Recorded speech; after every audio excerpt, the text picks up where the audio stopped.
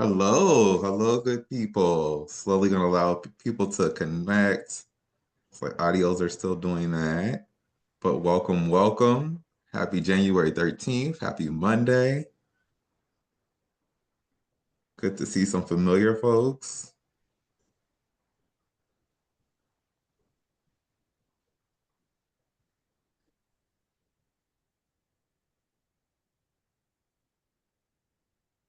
While we're sitting here waiting, please, if you have access to your chat, if you're a first timer, please put in the chat if you're here for the first time. We're always curious to know if we have some new learners with us.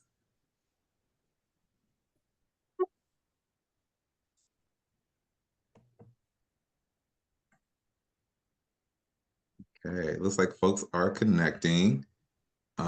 First timers, hello, welcome, Carrie. This is like Mary, Isha. I hope I'm pronouncing that She correctly. pronounces it Mary Jalil. Oh, Mary Jalil. Okay, all Mm. is one. Thank you. Wait, is that MJ? Mm-hmm. Hey, MJ. Oh, good to see you. Good that you're here. Hello, Zoe. I know it's your first time here. Awesome. Okay. We have Nancy as a first timer. We love this. We love this. Okay. We're gonna go ahead and go through some of our like opening announcements to especially for folks that are here for the first time. Love this so much. But this is Baltimore Racial Justice Action's 13th of the month event. You are already doing a very awesome job in starting and having all the sound muted. You are pros at this point with the Zoom. And so we appreciate that. And so that is our first thing to do with our housekeeping. We also want to let you know that this is being recorded. And so this is going to be recorded and it'll be on our YouTube channel along with our other 13s. And so you may listen today and be like, oh, I want to see what other topics they all covered. Well, you'll find those on our YouTube channel. Please subscribe, please listen, please watch those, please share those. Um, our next thing is to please make yourself visible if possible. We know that sometimes folks are trying to do dinner and trying to do multiple things, but we really see as video on as a way to engage and really be part of community. We do not view you all as just as a webinar or just people just observing. We see this as time as community learning. And we do that by being able to see each other in that way, in a little bit deeper way of being able to gauge. So if you're able to, please turn your video on. And like I said, we ask that you mute yourself when you're not speaking. There will be points in which we ask you to go ahead and turn your mute off. We want to hear from you. We're going to ask for you to engage in the chat. Sorry, I've seen some things in the chat. And so, yes, when we're not speaking, please be on mute so everyone can hear very clearly. If you have any questions about these housekeepings or any housekeeping, anything with our Zoom, we have Dana on as our BRJA tech help, and you'll see that icon, and you can directly DM her if there are specific questions. I don't know how to turn myself off mute or something like that, and she'll be happy to help with that. So that's our housekeeping. We can go to our next one. Okay, what does BRJA do? Baltimore Racial Justice Action was founded in 2003 and is rooted in the Agents of Change workshops that began in 1996. We offer free or free or low cost public resources such as the 13th events that we're here for and other workshops. And we'll talk about some of those other upcoming offerings, as you probably saw when you were in the waiting room that we were promoting. But we provide anti-racism, anti-oppression, ARAO, and organizational development, client consultant to local and national organizations. We work with partners at UNB's Center of Restorative Change on a multi-year project working on the social services sector. And tonight we are talking about class gaslighting in America, money, race, social capital, politics. And so hopefully you knew that before you came in. If you did not, hopefully this is a nice, pleasant surprise and you're excited about this because we're very excited about this topic. We have a very good panel that I'm really excited about, and we're going to introduce ourselves, but I'm going to start first. Again, I'm Anthony, facilitator with Baltimore Racial Justice Action. I've been with BRJA since 2015. And I'm just gonna do a short kind of like introduction today, because I've been here so long. And so I'm gonna pass it over to either Charly, Dottye, Nnamdi, or Rasheem to go next. Who wants to go? I'm Rasheem, social scientist and independent scholar.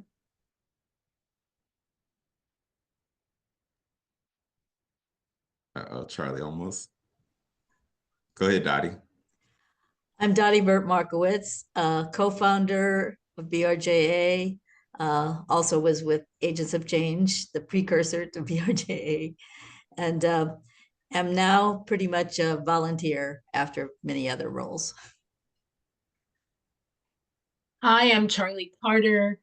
I'm a systems advocate, movement builder, and currently I'm running a public leadership development organization called Step Up Maryland, where we're trying to build a new generation of elected and public leaders.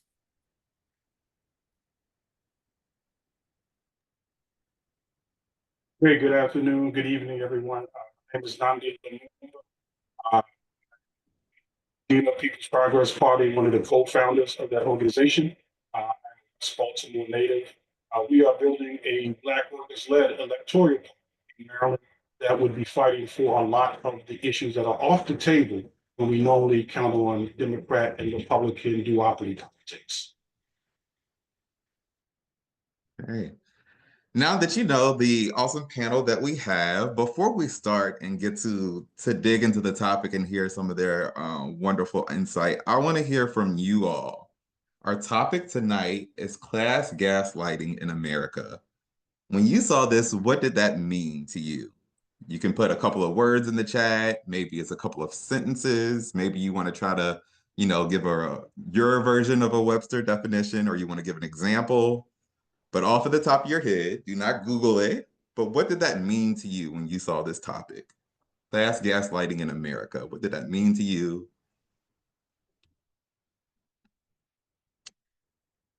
Okay, I'll let a couple come in here before I start reading them.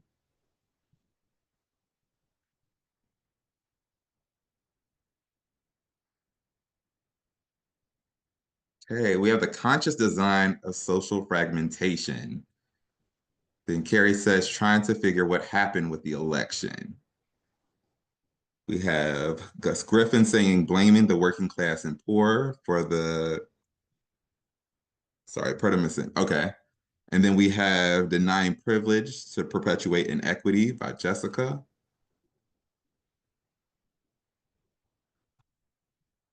Other thoughts? The perpetual blame game of working class people for poverty and inequity.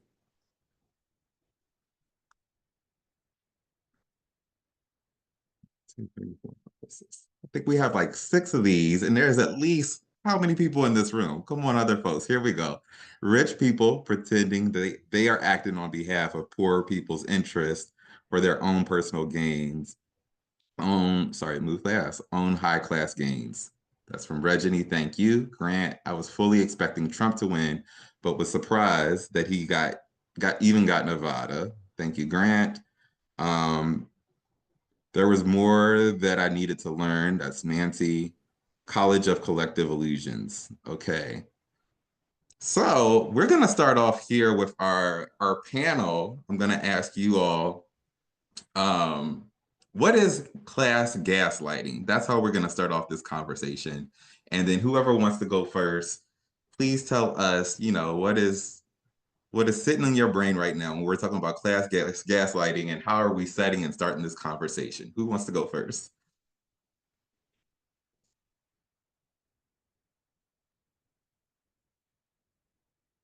Charly, you look like you cannot stay still. You got to go first. You got to go first. Unfortunately, I'm in a swivel chair. Okay. So I can't stay still, but I'll start. I think when I think of class gaslighting, I think of, this promise, or the idea that people can make it to the top, right? I think there is this belief that people are closer to Elon Musk, to being a billionaire or a multi-billionaire, than they are to homelessness. And I think many of the systems invest in in our desire to be upwardly mobile at the same time that they are breaking the systems so that no one can be upwardly mobile. That's my definition of class gaslighting. Thank you, Charly. I feel like I would say my definition really, what Rajani said in the chat really resonated with me, because it makes me think of the ways in which class gaslighting is regularly used in politics and movement and coalition building. And some specifics around that, and like more specific about what I mean around that, is you have people, for example, like Trump, who could be a millionaire or a billionaire and portray themselves as blue collar for the people. I think similar in other movements, let's say, for example, some aspects of early feminist movement, where they build connections and coalition with other women of color, but then made certain advances in the workplace and made more money. And then some of the issues, for example, Black women on welfare was not important, but they needed them as like the booster rocket to get off. Another example for that for me is like in the queer movement, when queer white men wanted to get access to be able to get equal marriage rights, right? And then once they got equal marriage rights, there's no consideration for Black trans women who are being murdered every single day. So I feel like class gaslighting is not really a bug of politics. I feel like it's a feature, and I feel like it's largely used with marginalized people because usually it's the marginalized that are in the majority, and folks who are at the top, it's few of them, but they need more people to get their movement. And I feel like that's one of the things that Trump did particularly effectively, in terms of getting the broader working class, middle working class and poor folks to be like, we're all the same. I mean, it wasn't just class, there's also race, right? There was a unification around race, where I feel like he really appealed to not really focusing on the class thing, but really tapped into their emotions and their connectedness around all being white. Just kind of like if you think of the NASA rocket that's going off into space as a booster, I need this momentum. I need a large number of people. And so I use this to say, we are all the same. We are all in this together. And then once I get where I need to go, I might leave you by the wayside. And that's my initial thoughts on it.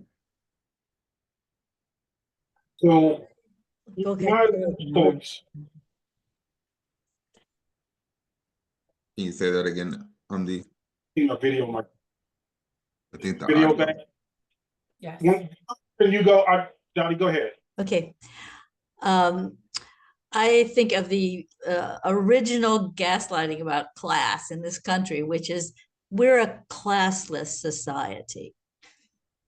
That's what I grew up hearing in school, in all kinds of places. And what that basically said was, we're a white classless society, because they were perfectly ready to, as a society, to put the label of lower class or poor on Black people and other people of color. But convincing white people, all of us, that we were middle class regardless. We were middle class. So we were not those images of only people of color who have a lower class category. It automatically linked race and class in that way. Mm-hmm. Hopefully my video and audio is a little better now. That does sound better. Yeah, thank you. Yeah, so when I think about this, and I really thought about it over the weekend. There's a book called Lies My Teacher Told Me, right? My teachers told me. It's a narrative that defines the American experience, and politics is not separate from that narrative. It's built into our economy. It's built into our social relationships. And so we shouldn't expect politics to be different from the narrative.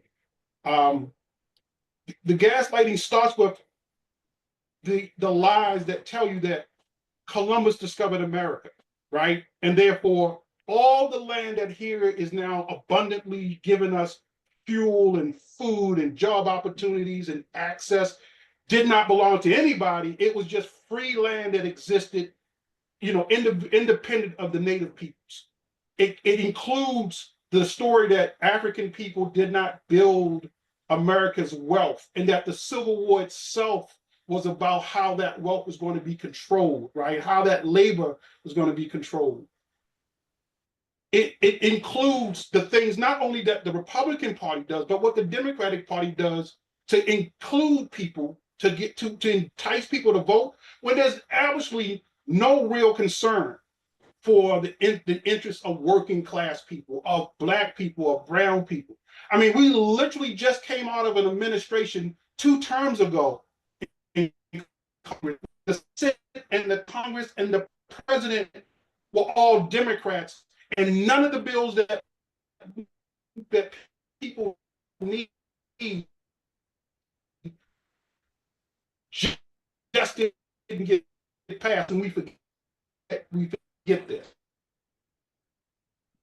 I think we're losing your audio again. Is it choppy for other people? Okay. Yes. Yeah. The visual is too choppy. You are going in a really good place. Oh man. Yeah. I might have to take my video off. Okay.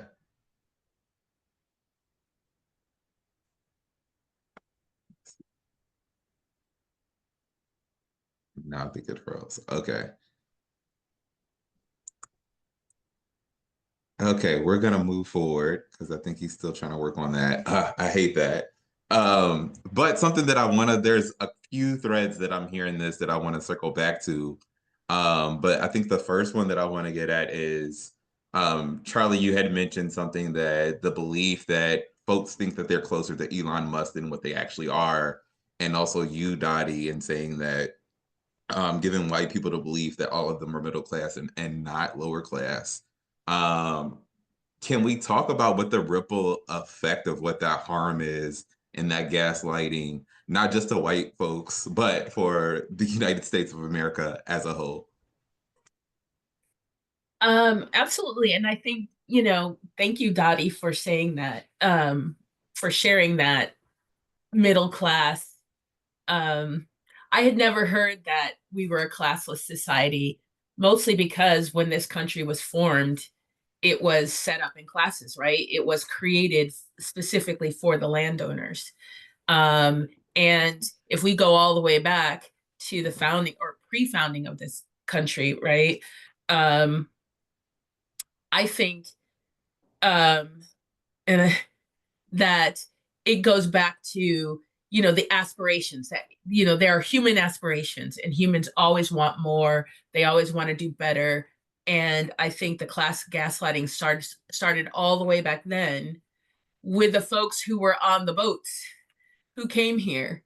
If you go and you get on this boat, you're going to have there's going to be this wild, untamed land, and you're going to be able to cash in on riches, and that whole gaslighting of folks who were on those early boats. I think it just continues from there. And you pointed out, Anthony, manifest destiny itself is class gaslighting, or that was Nnamdi, right? And I think it continues. I think in particular, I think there's that it shows up now in this election. We get to see it clearly, but I think if we trace it back at the thing that has hindered us at every point, us meaning this country, at every inflection point where we could take a huge leap forward, is this social compact, this promise that was made to white men that they would be wealthy, that they would be able to achieve greatness, that they would be able to achieve great wealth, that they would be Elon Musk. And that, you know, I'm going to say 1670s, right? When they first started, when they first decided to have hereditary slavery, when, you know, there was a slave revolt, or, you know, indentured servants and indentured slaves, that they, in order to break them up and maintain control, that the upper class decided to drive this wedge to say that that Africans, enslaved Africans, would remain enslaved in perpetuity, but white indentured slaves could earn their freedom, and therefore they could earn and work their way up and pull themselves up by their bootstraps in order to someday become a landowner or a slave owner themselves. And I think that that promise of, because you're white, you're different from these people, you will be able to always get to this promised land of, you know, golden streets and milk and honey, that promise, that aspiration, that social compact is the gaslighting itself. Because I think men, particularly white men, believe that. And that is what's wrong with Kansas. That's why when they asked the book asked the question, what's the matter with Kansas? That's the matter with Kansas, right? That's why you have these communities who are constantly voting against their own interests, because there is a rich man somewhere who is promising them that they too can be rich if only they follow their pathway. And I think if you look at, you know, why people voted for Donald Trump in 2016, is they say, oh, he's a great businessman, even though we all know he'd been declared bankruptcy 5 times and ran so many businesses into the ground. They were looking at, he had gold toilets and he had a building named after him, and all of those things that people aspire to. That was the thing that got them hooked. And I think that is also the thing that keeps this country from actually getting to it. It's the thing that makes us mediocre, right? Because of that, you know, that adherence to that social compact, and that belief in this promise that was made, that white men would somehow be able to do well in this country. The thing I would add to that, I feel like, Charly, I feel like what you're saying too is like, you cannot sell the American dream without making that story, right? We can't sell bootstraps. We can't sell the concept of American exceptionalism if we're paying attention to social strata, if we're paying attention to class conditions, if we're paying attention to race, if we include conversations about slavery, if we include those conversations, it kills and diminishes the American dream. So with that, I feel like there's a way in which all types of gaslighting, but in this case, we're talking about class, plays a role in maintaining a particular system. If you look at systems theory, systems will do whatever they need to do to maintain and protect themselves. And it's an ideology and a concept and a thought process where it is inculcated and it protects itself from any other thought. So like all of those things, whether it's manifest destiny, pull yourself up by your bootstrap, the American dream, exceptionalism, it makes it so that if you are not doing well, if you are not successful, if this isn't going right, it is your fault, because all of these things are present and here, just that are just ripe for the taking, which is why I think there's also this promotion of being colorblind and all of these other things. So I just wanted to add that to what you were saying. Dottye, things to add? I'm going back to when this team had a short sort of preview of this 13th of the month event. What came up was the connection of education with class. And class became tied up with college And everybody was being told, well, that's what you have to do to get ahead in this country. You have to go to college. And there was a devaluing of anyone who didn't take that route that I think actually crossed race lines and set the stage in a way for a lot of the reasons that the election went the way it did. And as I thought about this today, when I was thinking about the program tonight, the angle of it for me was who has been going through the kinds of workshops and analysis and deepening of understanding of the roots of racism and white supremacy in this country more than any other big chunk of people in the population. It's been people who are in college, have been in college, see themselves going to college, and take up the culture of the kind of education that for generations has hidden the true history. And without that history, we don't get anywhere in terms of ending white supremacy. And I really believe, and this is hard to say for me, but I really believe that a lot of the people who voted the way they voted to make that election be something that was white people electing the new president, I believe a lot of them went through classes like BRJA offers. A lot of the white people went through those classes. But what they put ahead of that value system that was being explored and talked about, and people were saying they were in it. They were putting the Black Matters signs in their windows. They were doing lots of things that were signs and performative actions. But when it came down to it, what mattered? What mattered was maintaining that economic superiority that they wanted to retain at all costs, as well as I think there was a lot of prevention of the kind of changes that were happening that were on people's minds as well. There was a lot of discomfort about really taking the things that are being asked for in ending racism and white supremacy. There was a lot of discomfort underneath that for white people.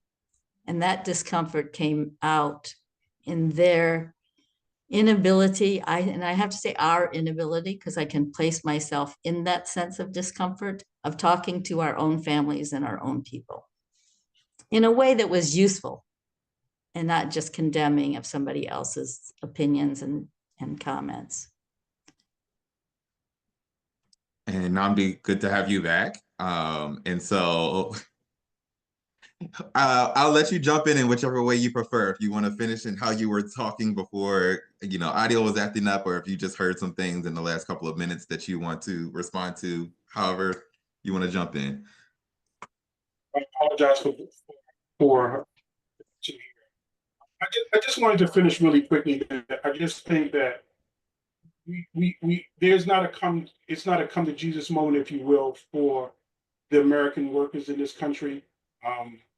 Is that both parts of the duopoly really depend upon a narrative that we've all built our assumptions on, right? Why do so many Black people vote for the Democratic Party? Why? Why did so many white people get vote for Donald Trump? What is the working class? I mean, people say these things to you, but what is it, right? I mean, most people who might fit in the working class define themselves as middle class, right? I mean, there's all these lies that all of this stuff is built on.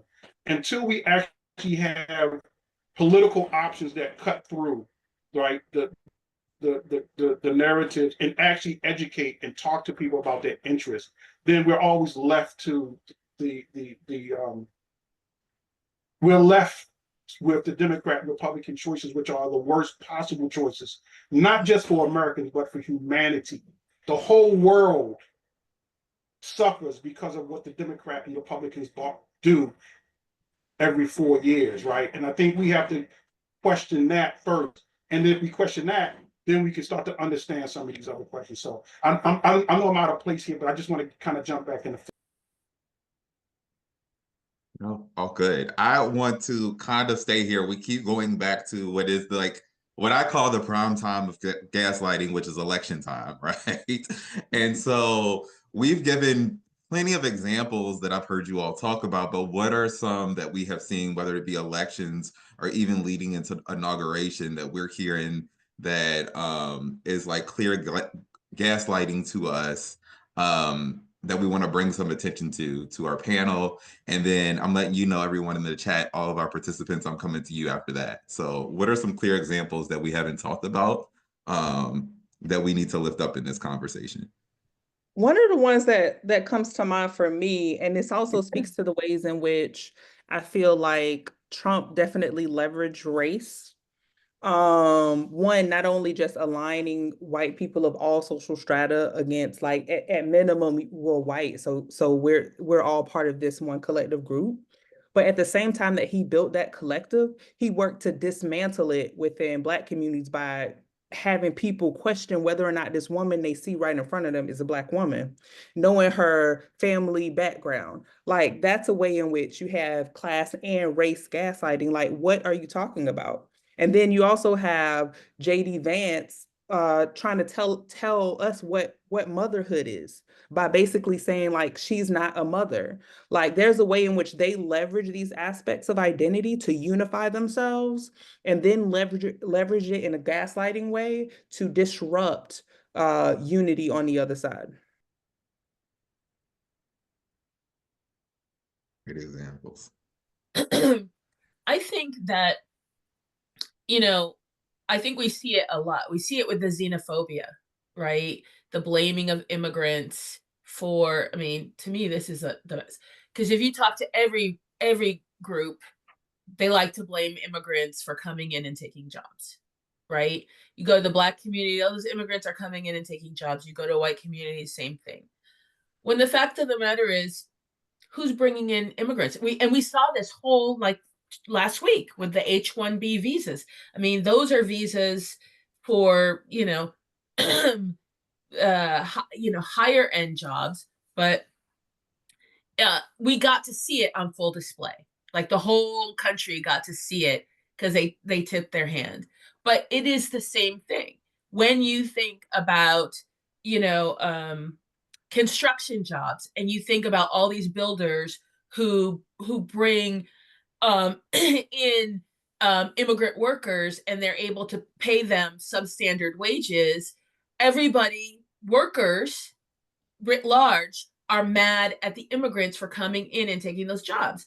But it's like, well, he didn't create the job, and he didn't offer himself the job, right? Somebody with money did that, and they set it up so that to create a pipeline for workers who would constantly be underpaid and thankful for the opportunity to just work.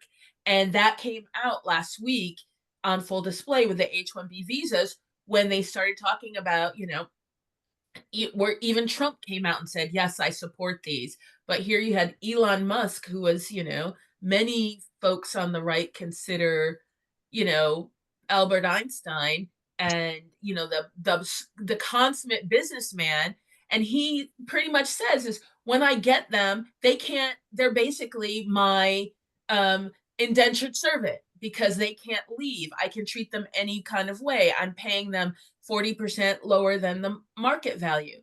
I think that is an example, recent example of how we're seeing it. But if we look back, this is always the case. When we think back to immigration in the 19th and 20th centuries, right? When Italians came to this country, they were not considered white. But when Italians and Black communities started to work together, suddenly they were entered into this brotherhood of whiteness, right? There was this gaslighting is a wedge that has worked for every group. And I think it will continue to work. If we look at labor unions, right? Even, throughout history, you have people doing the same work, and you have labor unions where people of color, Black people, were not allowed to participate in those labor movement. They couldn't become, gilded or skilled workers. They had to just be laborers, regardless of their level of competency. And we've seen that work throughout, to separate workers at, working class folks. So I think that it's just this aspiration and this promise that one day, at the same time as the othering of people who are poor, people who are getting social services, that people are poor because they want to be poor, because they're not working hard enough. Nobody wants to identify as being the working poor. Nobody wants to identify as being working class, because our system, this culture has named that a moral failure, instead of, the impact of a system. Can I ask a question of a panelist, Anthony? I know this. Go for it. Go for it. I have a question for Nnamdi. You brought up something that made me think about something. In your experience and from what you've seen, do you feel like there has been political gaslighting around the two-party system that just re-encourages and reinforces people to buy into this same model? And if so, could you give examples of that? Yeah, I think that's really a good question as well for us to dig into. Part of the gaslighting is that if you don't vote for a Democrat, well, for instance, if you vote for you might as well have voted for Trump. So even if you had legitimate differences with the Trump ticket and the Harris ticket, you weren't allowed to vote your own interest. You had to vote one of those two. Otherwise, you wasted your vote, right? I think that's really important for us to unpack, because what also happened, a lot of people stayed home. Over 60 million people said, you know what? It doesn't matter. And those people aren't even talked about, because look at how many people voted. That's a huge sector of the American voting population that opted out. You see more and more people who are no longer registering themselves. They're voting, they're registered to vote, but they're not registering as Democrats and Republicans. And I think it's a way for the Democrat and Republican duopoly to try to maintain control and not let it get off the ranch, not let different voices come in. And again, I think the other part that really has to be understood, the Democrat and Republican Party, though they have real differences in how they want to implement policy, they agree that capitalism is good for the world, that imperialism and white supremacy is good for the world. And those things are never to be debated, right? And that is the problem. We're talking about the gaslighting of workers. Well, how the hell can a capitalist party uplift workers? How can it?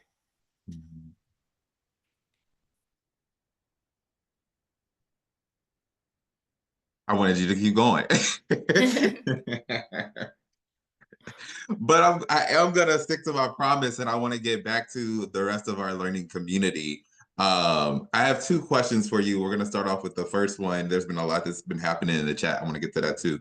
But first, what are some examples that you all have seen recently of class gaslighting, right? Naming something that one of the panelists hadn't named already. What's something that we haven't touched on yet? I know it was a really great quote. Black jobs in there. I think that was it for a while. It was catchy and snap your fingers. But the truth is, what is a black job? I mean, again, what is the critique? There are nobody owns jobs. The capitalist class owns jobs, and they decide how they dish them out. And usually the more it divides people from each other, the better, right? And I think we got caught up in it as a community because the truth is, who talks about jobs and labor and access on a real basis for Black people outside of the electoral arena, right? Mm. I don't think we're even equipped with the language to define what we need. And I think the problem is that part of the gaslighting is able to be so successful because people don't have the ability to say from the bottom up, these are what is important. And we then look at presidential candidates from the top down to say this is what's important. Well, really, what were the issues that were really, really important in this election that would bring people to make decisions about voting for one or the other? They use dog whistles. They play to the lowest common denominator for every sector, right? And unfortunately, their life better. But what really keeps those who are in power, right? And we will see as we've already heard, they're already telling you now that you know, some immigrants ain't that bad, right? And so you built a whole campaign around immigration being a problem. And the truth is, immigration has always been great for capitalism, right? You couldn't get no capitalism without immigrating Black folks to America. So let's just keep it real. Awesome point. Zoe, you had your hand up and it's down now. I don't know if you changed your mind or you still have something that you'd like to add.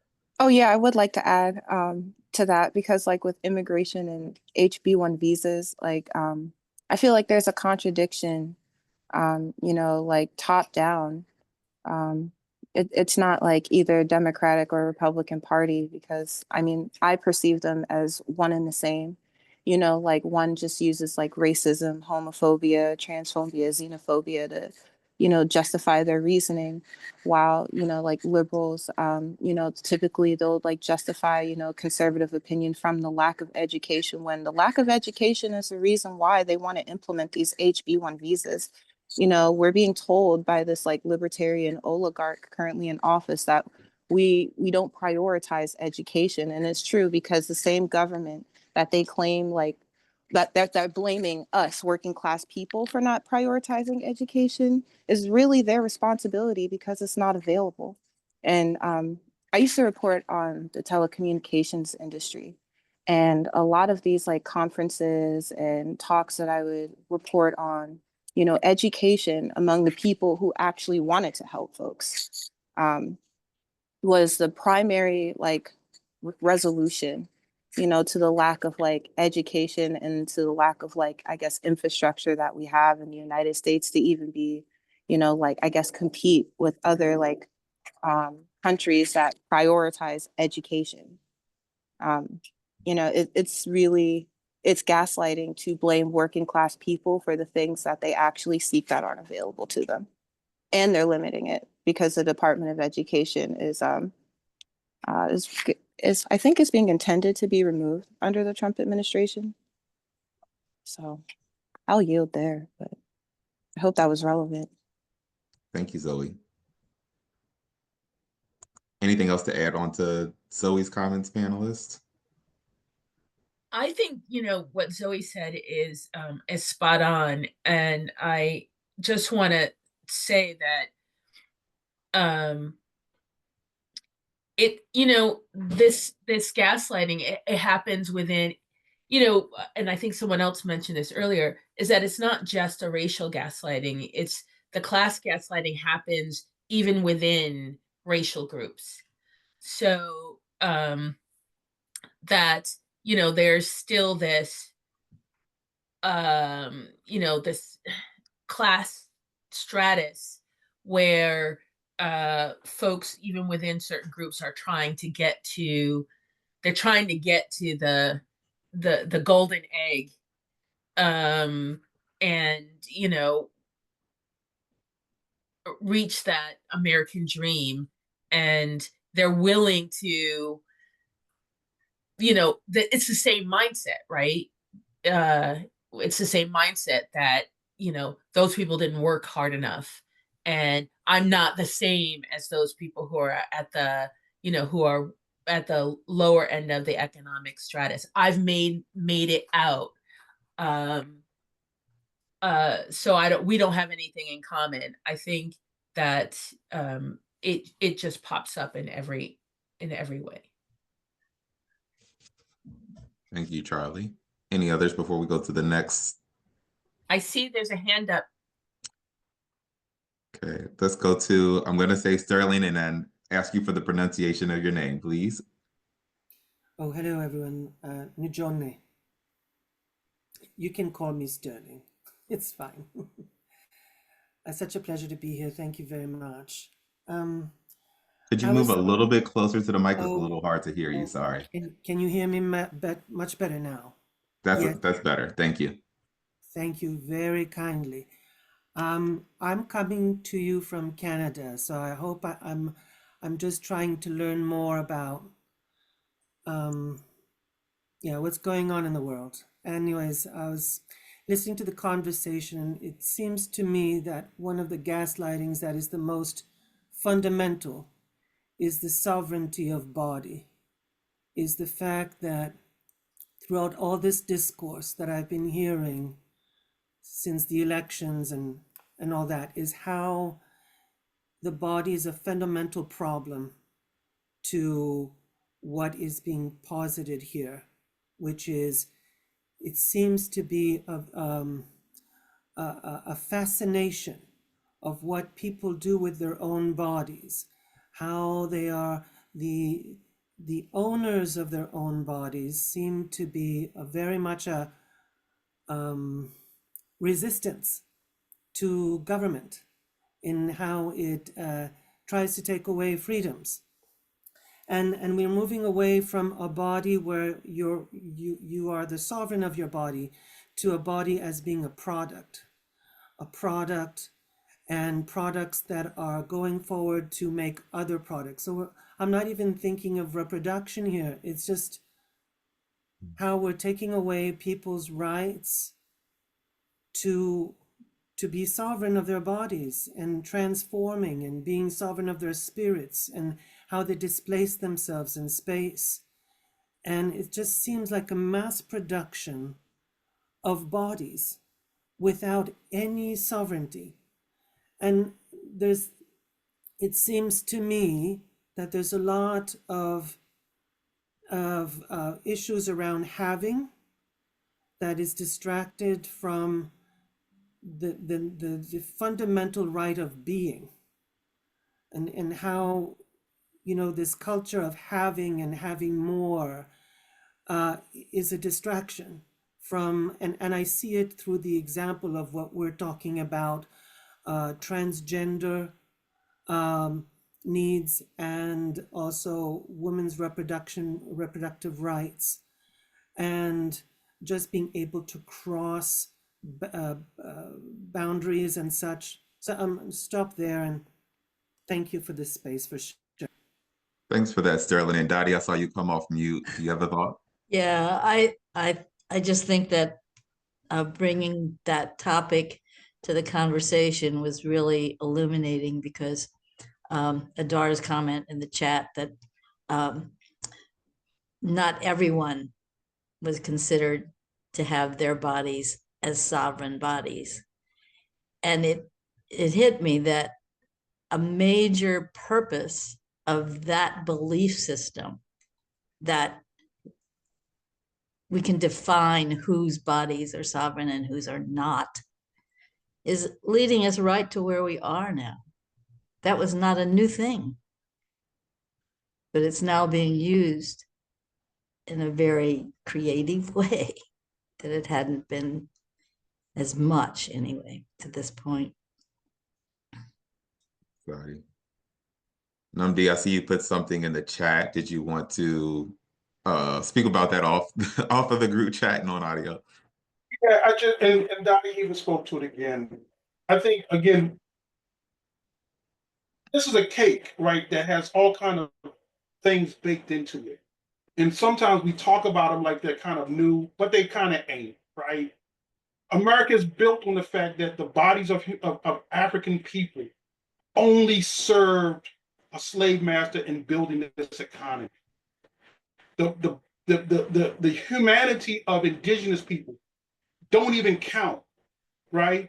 I mean, so-called immigrants are the gosh darn Native Americans who were pushed south, right? And live in countries that they never even designed. They didn't create these borders. And now we talk about them as immigrants on the land that their ancestors have been in for eons. And this is a normal damn conversation that we gotta have when the Democrats and Republicans, debate policy.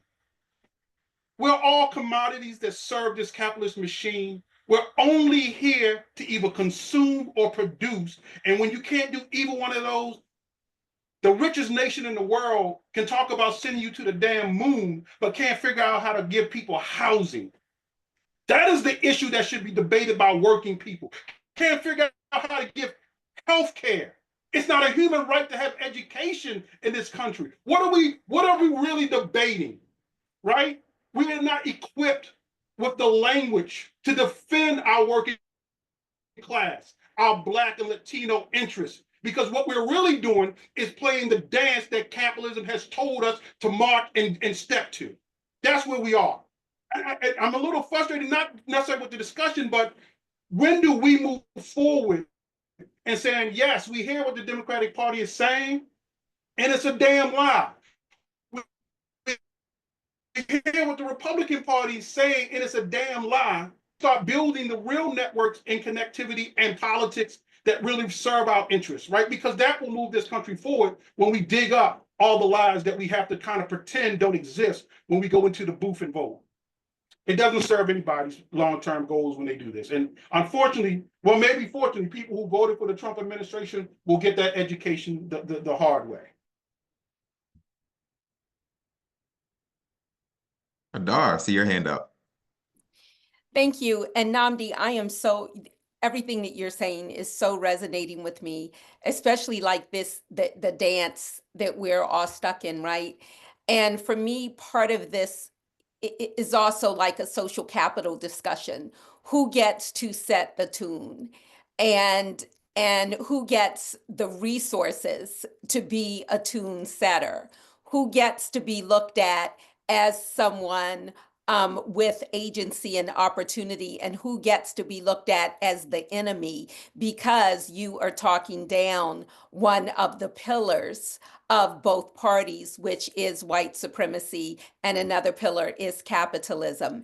And so we don't even get to the roots of the discussion, right? Because every discussion that we're having, we're so busy trying to just keep our head above water to stay in the discussion and not be booted out of the pool, or not to be drowned in the pool. And so the type of conversations that you're talking about, we still have to wade through all of this muck for those conversations to take place and to happen.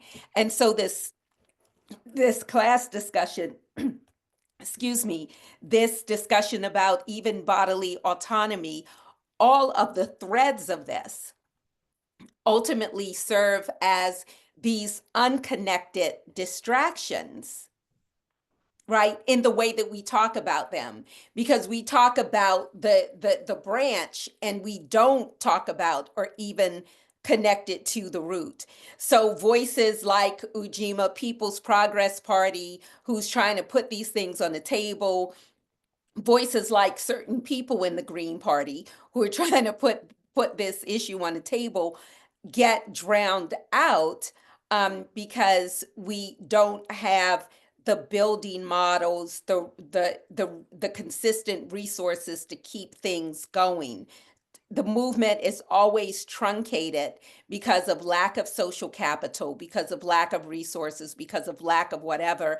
Can any of the panelists speak to that role of social capital in advancing and truncating these root types of discussions, please?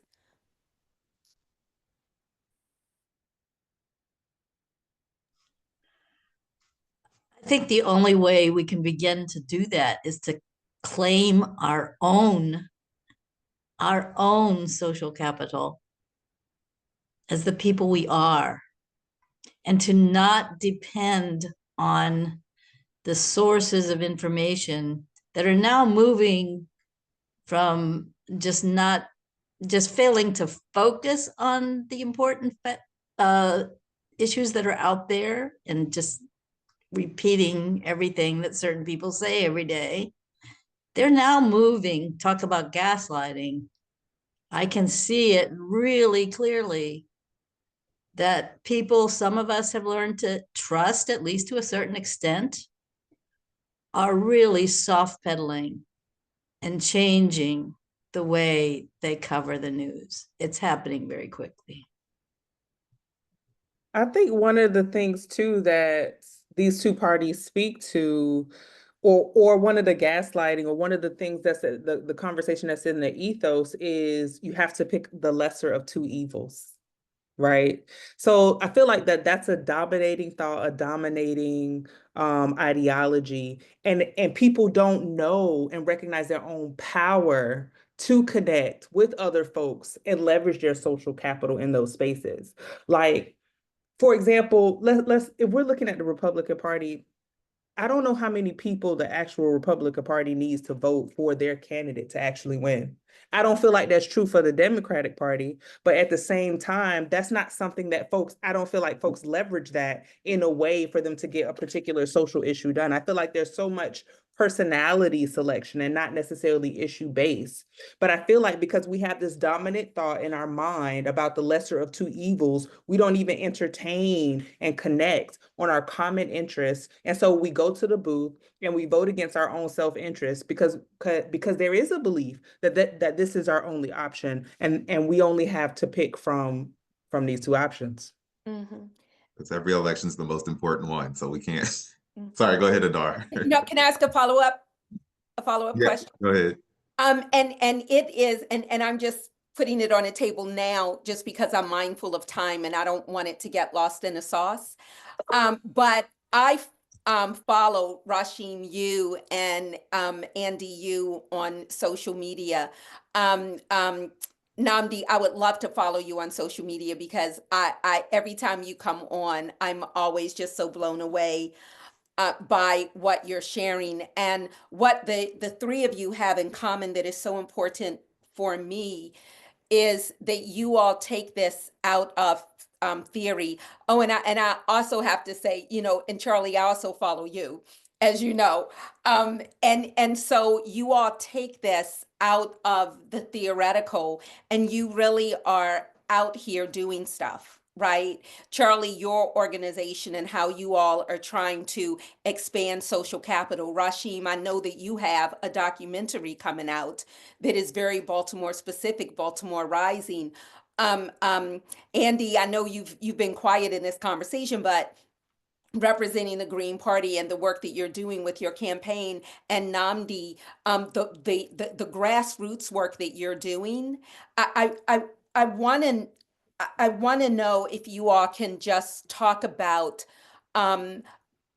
what it is that you are doing, like how you are successfully weeding through the noise to really get out and to do this movement building and correcting the record and putting a correct narrative, as Dottie's saying, building our own power. If you can just talk about what you've been doing, what it's been like, obstacles along the way, what the reception has been, what you all see as the biggest obstacles to anybody's, who's doing this movement building work, being able to do it. And whenever, Anthony, it's appropriate to get to that. Let's do that now. While it's fresh on our brains. So I'll try to be brief then, or quick. I think for us, obviously, I mean, a big part of what we're doing is what does it take to get on the ballot? And especially as a Black working class organization, what does that look like? It's very different than most social forces, right? Someone can cut you a check and you can have a full-time employee. And so those are some of the built-in things that make it a little difficult for it to happen. I think we've gotten a lot of positive support for that. But I also think the one thing that's really important for us is always staying very connected to what working people are going through. Because all of us experience problems under capitalism, whether it's with our health, our housing, our access to education or work, right? I mean, we all experience it at different times. And void of like conscious, like working class solutions, we kind of fall into these assumptions, right, that we've been taught from the top down about why am I not employed? Is there something wrong with me? Why is my community poor? Why are kids at my school, right? We fall into these traps and then we don't really have answers. And we end up usually accepting like not even real half answers. Like sometimes we get more entrenched in our own oppression with some of the things that we agree to get ourselves involved with. For us, it's always like best for us when we go back to just like organizing people, grassroots style, educating them about the struggle that they're in. For us in Baltimore, like it's a huge struggle right now around housing and gentrification, right? It is going to define what Baltimore is going to be in the next 10 years. Who lives here and who gets forced out. It means what kind of job opportunities come with that, what kind of new health initiatives are launched. All of that's tied in and baked into that. And being able to help people really connect and have wins, right? We talk about the social capital. There are people all over this city who are fighting like hell. Black women are leading spike backs all over this city. And we don't give them their shine because they're not connected to so-and-so, or they don't know the right city council person or the mayor or whatever. But those are the kind of people who hold this damn thing together. And part of our work is finding those people, supporting those types of leaders, helping develop them more and connecting them to each other, right? Because the truth is, even when you're not Black and you're still having housing problems, you get a new level of respect when somebody's working with you shoulder to shoulder, and you can hold them accountable for the work. You can even call them out when they slip back into these assumptions that don't solve any problems. I think that for us has been really good to really engage and educate people about their working class interests so that they start to see for themselves that the answers don't sit down in Washington, D.C., or they don't even sit down in City Hall of Baltimore City. I'll jump in and say, I mean, like ditto to what Nnamdi said, all of that. But I think that, one of my focus in terms of there is there's this aspect that is, and I want to say this humbly as I can, like educating folks on what the resources are and how to get access to them. But there's also a way in which they're educating me on how they're navigating and what are the material conditions that they care the most about. And that's what I focus on. Like, I don't have to go and necessarily go like to let's say City Hall or look at the news to talk to my neighbor and say, oh, you can't get your water is turned off and you can't get it turned on and you can't talk to a person. How do we navigate that? There's an organization that I really like their model there, and it's in Chicago, coincidentally, but it's called My Street, My Block, My Street, My Block, My Hood, My City. And what it is like we can't even get to the national conversation. Can you fix a light bulb that's out on your street that because the light bulb is out, people are getting in car accidents? Like if you can't navigate and galvanize around that. So I think sometimes we want to do things on a national broader scale. And I think that that's beautiful, but I think we have to be I'm very community centric. I'm very locally centric, as well as like, I try to make connections nationally, but first it's like, how can I change the material conditions of the people in my life that I see every single day across whether or not they went to a PWI or HBCU, or if they're on welfare, or if they're elder, or if they're Black trans woman. How can I help to make real material conditional changes? in the lives of those people. Sometimes it is through, I'm a researcher and a social scientist by training and profession. So sometimes it is collecting our own data. One of the things with marginalized people, we are the most studied and pulled information, people who are pulled information from, for folks like Hopkins or whatever the next foundation is, and they come into our neighborhoods and they take our data and they're gone. It's not given back to us. It's not used for how we can create actual change. And we're also not looked at as the experts in our own community from our own lived experiences. So some of my work is like, how do I learn from the 70-year-old woman up the street who's been living in a particular condition? Like, how you made this happen? Like, we need to learn from you. You know what I'm saying? So some of those things are the ways in which I navigate, but I would say, to encapsulate that, it is being very community focused and working to change the material conditions in the lives of people that I can reach out and touch, or that I can touch them and they can reach out and touch the next person. I have to be able to do that before I feel like I can make an impact on the national stage. So this is where social capital comes in, because what you just said, a colleague, Marcela Gomez, was doing this type of organizing work in East Baltimore. She was one of the first people in the city who snatched the study aspect from Johns Hopkins in McElderry Park and other communities, and organized communities around researching themselves, taught them how to do it.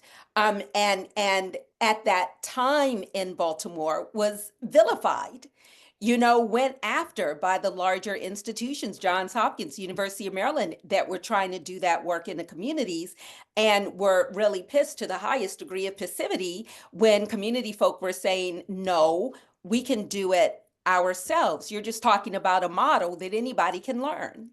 And we are learning it for ourselves, and we know what's going on in our community. But this is where social capital comes in, right? Because at that point, there was not social capital or a movement that could resist all of the opposition that was coming down on this one person. They did prevail, though, but the fact that here we are, Rasheem and others, talking about this, like, 20, 25 years later, just speaks to the length of time that movement building, that education, that our knowing that we can do it, believing that we can do it, working through resistance, all of that takes. And, at a time when increasingly everybody wants the fast food micro thing version of everything, and tends to give up. Oh, it didn't happen, so therefore it can't.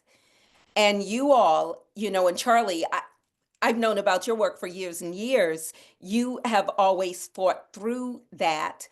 I'm trying to get a sense of what is it that you all do to continue to keep going. So Rasheem, your community, your street, you're going based on what you can do and the footprint that you can impact. What do some of you do? That I think it would be helpful to know.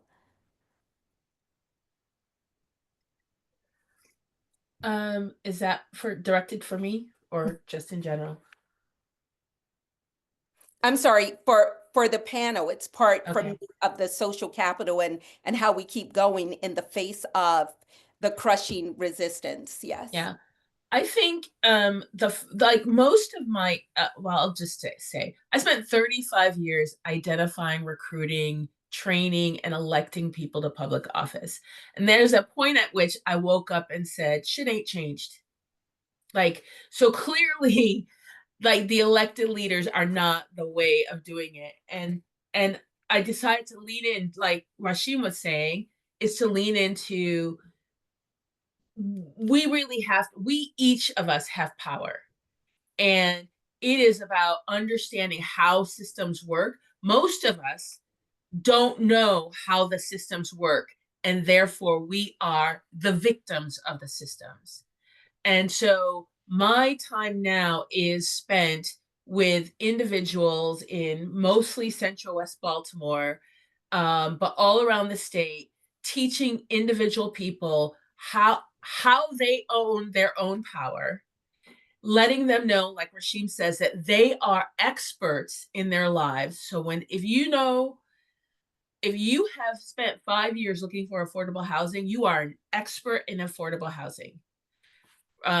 And so how to take that expertise, give them sort of the knowledge of how the systems work, and then how to go inside and fuck it up. Excuse my language, right? So my work now is about inside outside strategy, and how do we go in and show people either how to use the systems or how to go inside as a leader, or whether you're appointed or you're elected, how to go in there and just break the system, because we'll never get it to work the way we want it to work, the way it's set up. We need to establish, but I am fully, like Nnamdi, I have been a huge fan since I arrived in Baltimore. And, Andy with the Green Party, like huge fan. Most of my work is like, how do we break the system, work inside the Democratic Party to make change? Only because that's the fastest way to make change. And quite honestly, it's not like, we can break it pretty fast, right? Taking it over, it's easier to take it over in my thought. It's easier to take over the party than it is to rebuild a new system. But while we are rebuilding a new system, we need to break the culture, rewrite the culture. We need to break the systems and put our people in place, both inside the system and outside the system, to try to make it work for us. And so right now, I am really focused on this, co-governance, like a co-equal, where we are co-equal partners with the government and our leaders. So I am trying to find people who are willing to give up power, because that's really what it's about, is people who get elected, have their power, and they don't want to share their power. And, when we go in to vote, we're lending them our power. We're not giving it to them. It's our power. So I spend my time teaching people, like, how do we hold them accountable? How do we use them? How do we build partnerships so that we can actually get some stuff accomplished? Thank you. Nnamdi, did you want to add anything else? Okay. So here's what I want to do with our Rasheem. Are you saying something? And I don't want to go too deep down the rabbit hole of but this is part of something that came up when we met before. I feel like one of the things that happens when and I'll just say, for Black people, it may be also for other minority people, when they get into positions, like in political positions, or lead some organizations that are supposed to be for the people, their idea of success is more money and more attainment of things. And I feel like the way that white people move in politics and organizations is the attainment of more power. And I feel like if we could transition to move that our success is expansion of power rather than the attainment of more things, I feel like that could be more effective. I'm just not sure where we are with it fully right now, but that's one of the things that I think about in terms of how, if I'm just looking at Black and white, how those two groups look at what success is.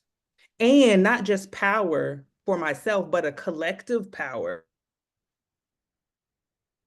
Everyone in that space, as opposed to this careerism that happens in politics, or even this careerism that happens in movement space. So it allows us to attain more wealth and attain more fame and get on more panels and talk to more people, and no actual material conditions have changed on our block, on our city, in our neighborhood. And that's just a concern that I have about that. Thank you for bringing it back in there, because that was key for me in the planning session. I'm looking at our time. We have about 10 minutes left. I have not been able to manage to monitor the chat swiftly. I see people responding to some things. I thank you all for doing the learning in the chat and asking the questions in there. We have room for maybe one person if you want to raise your hand and speak up that maybe your question was not touched, or maybe somebody commented and you're like, can you expound on that some more? Go ahead and raise your hand and come off mute. Go ahead, Zoe. Uh, Thank you, Anthony. So there was a comment about, the Democratic Party and how the queer community is being used, and I do have some thoughts on that to share, and how that is also, like I would say class gaslighting, because like queer people, are part of the working class, or part of some even part of the middle class. And that's usually because of like, positions that, we are attained. There are stereotypes under capitalism that queer people are more available, to maintain capitalism, because we don't have children and we don't live like heteronormative lives that, would take us away from working.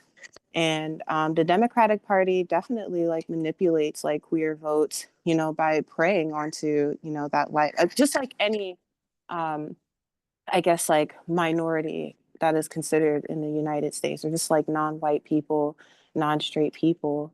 Um, the Democratic Party will use like psychological manipulation, to garner support and to advocate for them. The Republican Party, um, in some aspects they'll find, like some type of like, I guess, influencer that is like right leaning or socially conservative, to support, their views. But, that's only just like Western propaganda to or even if you want to perceive it this way, just understating that they are one and the same, the Democratic and the Republican Party. It's just like two sides of the same oppressive coin. Um, I think it's best to like also recognize, like the neoliberalism in the Democratic Party, because that's part of the reason why like we're having so much pushback on DEI. They're gaslighting, working class people that, we're mediocre workers, which is just far from the truth. Having overeducated like you having an overeducated like impoverished population is a very dangerous thing for society, in itself. So I mean, those are my thoughts on, the Democratic Party and the queer community. I think it's best, like, for all queer people to divest if they are, like, have like a political self-awareness of how they're being manipulated and taken advantage of. Thank you, Zoe. Thank you. So with our time that we have left, I want to give all four of our panelists the opportunity to kind of give final thoughts. Maybe there are some things, some comments that we did not touch long enough, or something that we want to share as a closeout. And so I'm going to go to all of you for that. And then I'm going to do some closeout announcements. I'm going to pass it over to you first, Dottye. Final thoughts.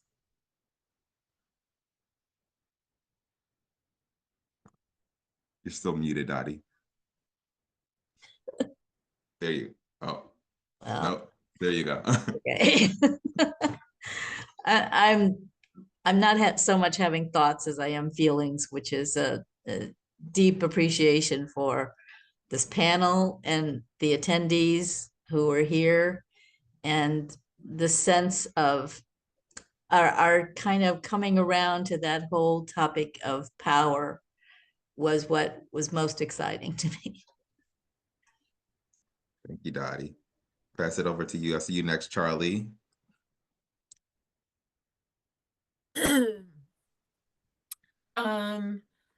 Yeah, I think that thank you for having this panel, and naming the thing that is, that has put us in this position at this time, on the national scale and on the local scale.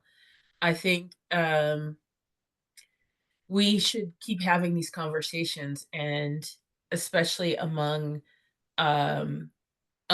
our networks, because even if I look at it, even if I look at it from at the state level and not at the national level, our city and our state are both facing budget deficits, huge deficits. And at the same time, at the federal level, the very wealthy folks are about to get a tax cut. And yet, we have people who are like, no, we're not, we have a legislature and a governor that's saying we're not going to raise taxes. They would rather implement austerity and cut from working class people than to go to the millionaires and raise more money from them. And that, I think, is another example of this class gaslighting, that we just need to start looking at each situation. And I don't think we ask ourselves often enough who's benefiting, and then start to build bridges with other people who are getting screwed by the system. Thank you, Charly. And next on my screen is Nnamdi. Thank you all. I want to thank you all as well for inviting me. Despite my technical difficulties, and thank you for your questions. I saw a comment that was a question that was placed in the chat just a little while ago from Bill. And he asked a question about how do we build these how do we build these alternatives? And I think we have to be conscientious about what we're doing. I think we have to help people have the vocabulary to understand what they're seeing. The truth is, gaslighting works to, its purpose is to control. Its purpose is to maintain power over, right? And we have to help people understand what those things are. That's education. And education isn't just a book. It's these discussions. It's the kind of work that you do. It's centering working class people's struggles, not as outliers, but this is how the system works, right? And your resistance is how if I don't even say fix it, break it. Right? This is how we break it. What is power? I think so many times that hasn't been defined for people, right? We live in a society where having things, right, possessing things defines importance in a capitalist society, right? But we don't actually talk about what power means. What does it look like on your block? What does it look like in your community? What does it look like on your job, right? People can't even imagine what power looks like, because we start from a place where power emulates from the top down. And so we all aspire to be at the top. Therefore, I get to call the shots, right? But that's not how it's going to work for the vast majority of us. And the vast majority of us who are Black, who are Latino, who are queer, or have physical, handicap. When we have all of those things in a society that's based around your ability to produce, that's how they really value you. And that's how you are taught to value yourself. We have to break through all of that and create alternatives that center people, that center what is needed by all of us, and not center capital, not center fitting into a system that was always built off of genocide and slavery and land theft. So thank you all. Thank you. And Rasheem? I would say my final points are for folks to stay grounded in the lived experiences of community realities, to question narratives that distract from substantive discussion around systemic progress, especially in this heightened age of disinformation. Move away from personality-driven politics to issue-based advocacy. And then I would also say emphasize community-centric priorities that address the real needs of underserved groups. But I can't emphasize enough to stay grounded in lived experiences and community realities piece. Like to that question earlier of what is power, the power to make real change in your life, or change the material conditions in your life, and then how far out does that go? If I am hungry and I cannot feed myself, or my feeding myself is dependent upon, I could go down a rabbit hole. So if y'all have that 13th about what is power, we could talk about all forms of power, hidden power, all of the powers, but those are my final points. We always love when we have a 13th that inspires us to make another one. And so that's always a good win. I want to deeply, deeply thank the brilliant panel that we had today. Again, this is a learning community, so thank you all for guiding us to some nuggets of wisdom, making us question some things that we weren't thinking about before and examining some new things and learning together. We appreciate you a ton. As promised, a couple of quick announcements.